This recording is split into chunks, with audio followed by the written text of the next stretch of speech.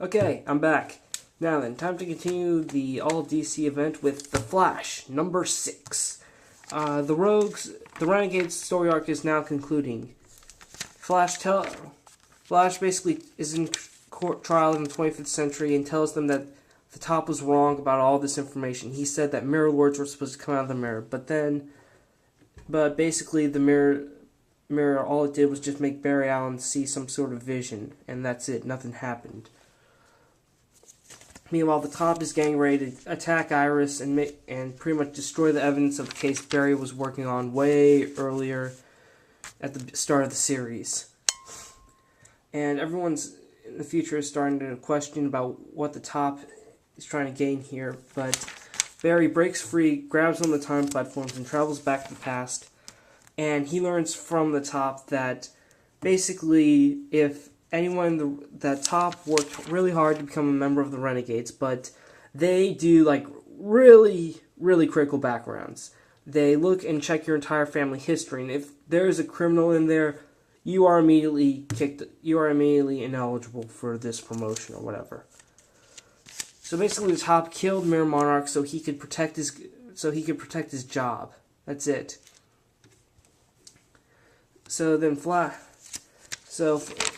Basically, Top is trying to fight Flash and tells him he could still be a hero, but Barry basically tells him that a hero wouldn't time travel to keep an innocent person in prison, but travel back in time to convince his ancestors not do the murder. Barry destroys the Top's suit, and the rest of the Renegades show up, and then say that they're going to arrest the Top, but Commander Cold says he respects the Flash, but he's disappointed in him. He tells him that he has the power to time travel, but he doesn't use it to try and fix it. So Barry basically says, if you're going to try to erase crime from history, you better make sure you know how to do it so like there's no paradoxes and stuff. So Barry is successful in this case and get this innocent boy out of prison and send the right man, the Top's ancestor, to jail. And in the end, the Central City Forensics Department decides to clean up their act and get every single cold case out and make sure they can solve it and check the facts straight and make sure that everything and solve the cases once and for all. So now Barry's having coffee with Iris and he's thinking about how if the past could be changed or something, but Iris reminds him that he used to always say that the past is the past and you have to keep focused on what's ahead. And we also learned that apparently the mirror that the original Mirror Master created was supposed to just, well, how can I put it? It's a long-term thing, alright? It basically planted a seed in Barry's mind. And as Captain Cold described it, it's something that he's never seen before in The Flash, which is doubt. And while the rest of the rogues are talking, Boomerang is gone. Meanwhile, in the 25th century, the Renegades are checking their historical records and they're noticing a bunch of time travel anomalies, such as Batman traveling through time, as well as the thing with Wonder Woman, and that apparently they can't do anything about it. Meanwhile, we have this guy on a motorcycle saying that Barry Allen has to find the Flashpoint or it'll destroy us all. Okay, Flash number 1, excellent ending. It kind of reminds me of an episode. It reminds me a little bit of Doctor Who during the 10th Doctor's era, where particularly Waters of Mars, where the Doctor decided to change the future by saving some people, but it went bad. It reminds me of all those Doctor Who episodes where the Doctor or his companions try to change time, but it works out horribly. So, the same case goes for the Top. I like Flash, it's good, and I really, really want to can't wait for the next issue. Really wish more Flash came out than Batman. Alright, moving right along. Green Lantern number 59. This issue was pretty good. We get a little more insight into the Indigo Tribe. We learned how Jordan and Barry Allen are talking, while Barry's kind of being critical about Hal's methods, working with Sinestro and Atrocitus. and Green Arrow. And Barry also and I like what Barry says here about how he claims that all Green Arrow's trip across America was basically a midlife crisis. Oh yeah, and this is funny. Lee steals Barry's wallet. But okay. Meanwhile, back to the Indigo Lanterns. We learn that basically Blackhand is brainwashed and that all he feels is compassion. That's basically what the rings do. Is that that the rings control the Indigo Lanterns, and that now all they can feel is compassion.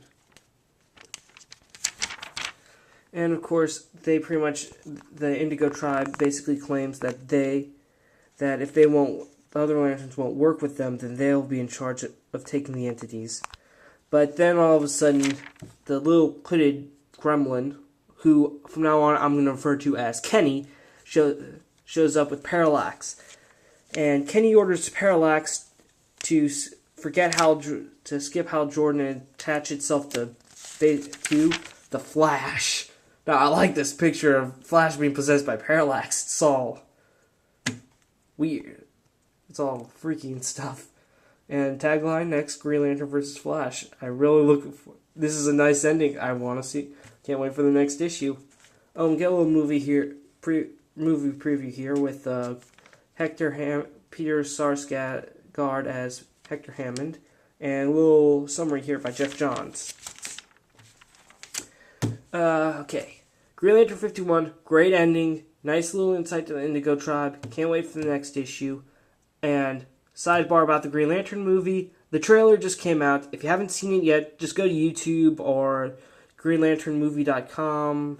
I think that's the URL or something, but if you type in the search engine, type in like Green Lantern movie trailer, you'll probably find it. Alright, next up, Green Lantern Corps. Really happy that Green Lantern Corps and Green Lantern came out in the same week. That's lucky. Alright, Sinestro versus Kyle Rayner. Sinestro has Kyle in a throat hold and tells him that, "Are you trying to break the truce?" So Kyle and Sinestro decide to fight without rings, since technically they won't be violating their truce. So while they're fighting, Sinestro asks him, "Who taught you to fight?" And Kyle says, "Batman!" Sucker punches him, but Sinestro kicks his ass. And when Kyle tells him about Soranik's situation, he asks him to come with him to save her, but Sinestro tells him to save himself. Kyle flies away thinking what jackass Sinestro is.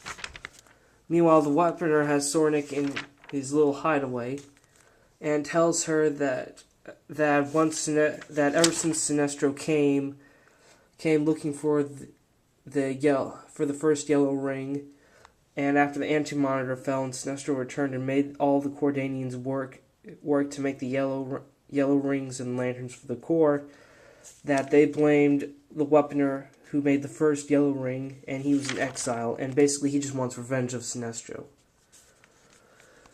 And Kyle basically goes to Oa, tells the other Lanterns about the situation, and they decide to join him to go to Quard. And while they're there, the Weaponer detects a dimensional anomaly. It thinks it's Sinestro, but then finds out it's the Green Lanterns. Okay? Alright. My favorite part of this issue was the fist fight between Sinestro and Kyle Rayner. That was probably one of the cool reasons why I like this issue. Fist fight. No rings. Awesome. Pick up. Later. Alright, final comic. Legion of Superheroes number 7. Trying to be brief so I can beat the clock. The Legion shows up.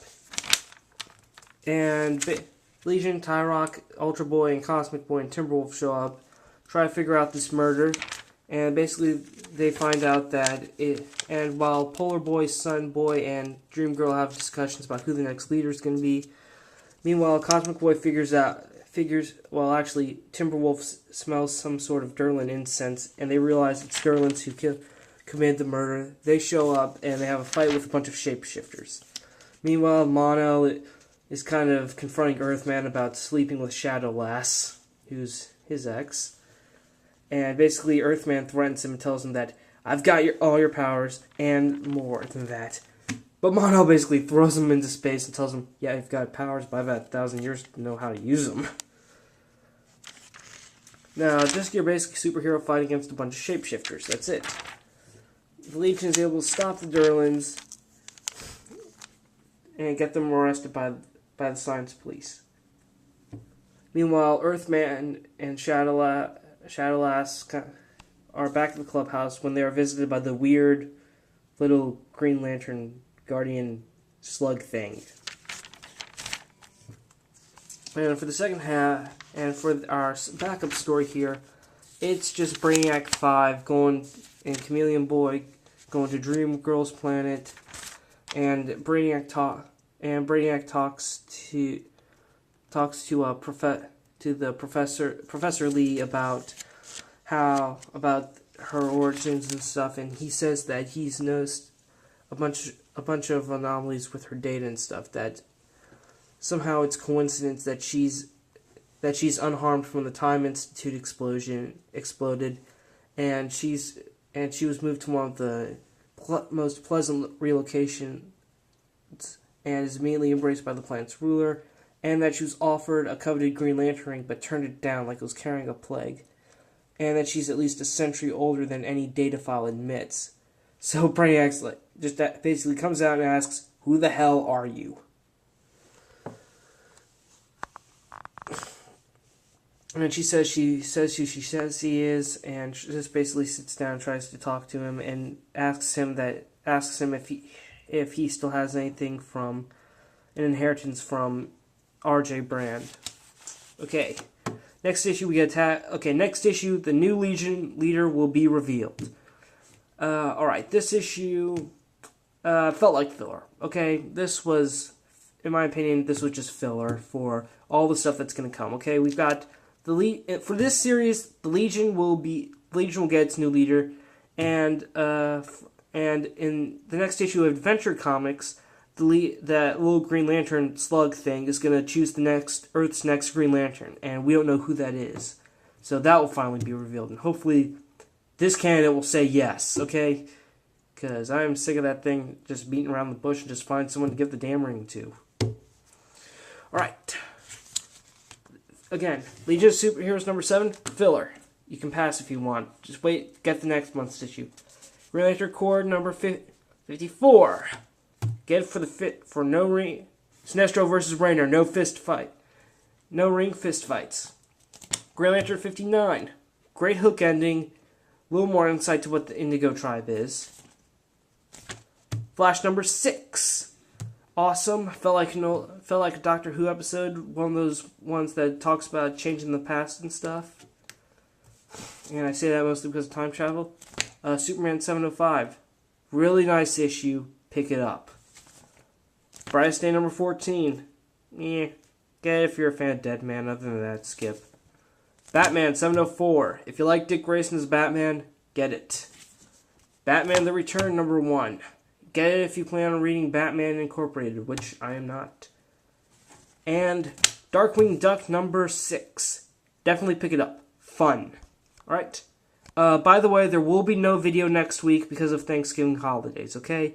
Tried to do a video last year around that time, and I couldn't find the right spot to be quiet so I could film everything properly, but okay, basically no video next week, okay? Spider-Man 1991 saying, see you later.